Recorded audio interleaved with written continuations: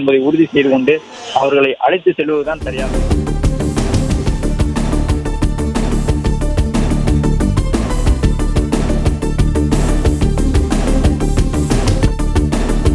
கரூரில் தாவேக தலைவர் விஜய் பிரச்சாரம் மேற்கொண்ட இடத்தில் கடும் கூட்ட நெரிசல் ஏற்பட்டு 12 பேர் பலி என மாவட்ட ஆட்சியர் தகவல் தெரிவித்துள்ளார்.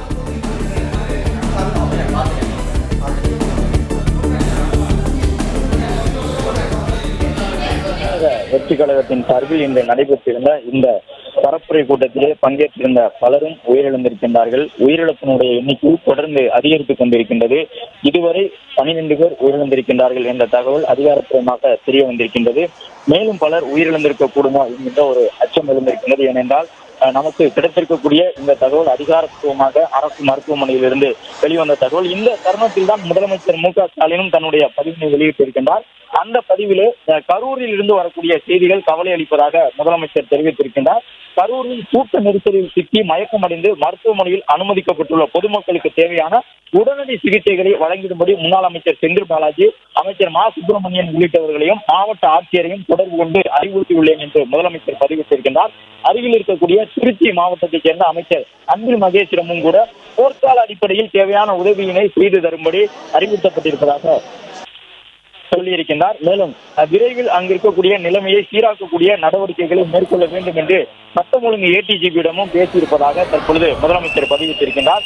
பொதுமக்கள் மருத்துவர்களுக்கும் காவல்துறையினருக்கும் ஒத்துழைப்பு தருமாறு கேட்டுக் கொள்ளப்படுகின்றார்கள் என்றும் முதலமைச்சர் தன்னுடைய இந்த பதிவில் குறிப்பிட்டு சொல்லியிருக்கின்றார். அதே நேரம் உயிரிழப்பினுடைய எண்ணிக்கை நொடிக்கு நொடி உயர்ந்து கொண்டிருக்கின்றது என்ற ஒரு துயரமான செய்தியினையும் பதிவு செய்ய வேண்டிய கட்டாயத்தில் தற்போது நாம் இருக்கின்றோம். இதுவரை 14 பேர் உயிரிழந்திருக்கின்றார்கள். இது மட்டுமல்ல, இன்னொரு துயரமான செய்தி, அருகில் இருக்கக்கூடிய ஒரு தனியார் மருத்துவமனையில் ஏராளமானவர்கள் அனுமதிக்கப்பட்டிருந்தார்கள். அந்த தனியார் மருத்துவமனையில் குழந்தைகள் அதிக அளவில் இருந்தார்கள். அதிலும் பல குழந்தைகள் உயிரிழந்திருப்பதாக தெரிய வந்திருக்கின்றது. அந்த எண்ணிக்கை சேர்க்கப்படும் பொழுது இந்த எண்ணிக்கை, உயிரிழப்பு எண்ணிக்கை 14ஆக இருப்பது மேலும் உயரக்கூடும். அந்த தனியார் மருத்துவமனை தரப்பில் இருந்து கிடைத்திருக்கக்கூடிய தகவலிலே குழந்தைகள் பலர் உயிரிழந்திருப்பதாக தெரிய வந்திருக்கின்றது. அதாவது கூட்டம் நடந்த இடத்திற்கு அருகிலேயே இருந்த தனியார் மருத்துவமனை அது. உடனடியாக அந்த மருத்துவமனைக்கு சிகிச்சை வழங்குவதற்காக அவர்கள் எல்லாம் ஏந்தி சென்றிருந்தார்கள்.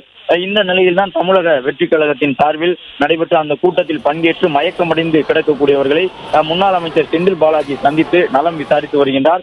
முதலமைச்சர் மு.க.ஸ்டாலின் போர்க்கால அடிப்படையிலே தேவையான நடவடிக்கைகளை செய்திடுமாறு அதற்குரிய அதிகாரிகளுக்கு உத்தரவிடப்பட்டிருப்பதாக சொல்லியிருக்கின்றார். சட்டம் ஒழுங்கு ஏடிஜிபிக்கு அறிவுறுத்தல் வழங்கப்பட்டிருக்கின்றது. மருத்துவமனை நிர்வாகத்திற்கு அறிவுறுத்தல் வழங்கப்பட்டிருக்கின்றது. முன்னாள் அமைச்சர் செந்தில் பாலாஜி உள்ளிட்டவர்கள் மருத்துவமனைக்கு விரைந்து சென்று அவர்களுக்கு ஏற்பட்டிருக்கக்கூடிய அந்த பாதிப்பு நிலவரங்கள் தொடர்பாக கேட்டறிந்து வருகின்றார்கள். அதே போன்று முன்னாள் அமைச்சர் எம்.ஆர். விஜயபாஸ்கர் உள்ளிட்டவர்களும் கரூரை சார்ந்த முக்கிய நபர்கள் அனைவருமே மருத்துவமனைக்கு சென்று உடனடியாக அங்கு இருக்கக்கூடிய பொதுமக்களை அமைதிப்படுத்துவதற்கான முயற்சியிலும் கூட ஈடுபட்டிருக்கின்றார்கள். பொதுமக்களை அமைதிப்படுத்தி அங்கே இருக்கக்கூடிய அவர்கள் எல்லாம் தொடர்ந்து வந்திருக்கக்கூடிய நபர்களுக்கு முதலுதவி சிகிச்சை வழங்குவதற்கான ஒரு பணியினை மேற்கொண்டு வருகின்றார்கள்.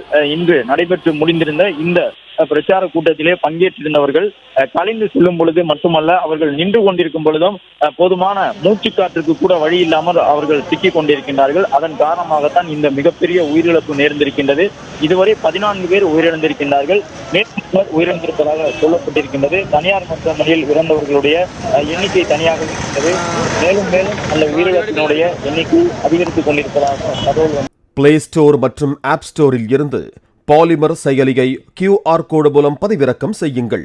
செய்திகளை உடனுக்குடன் பெறுங்கள்.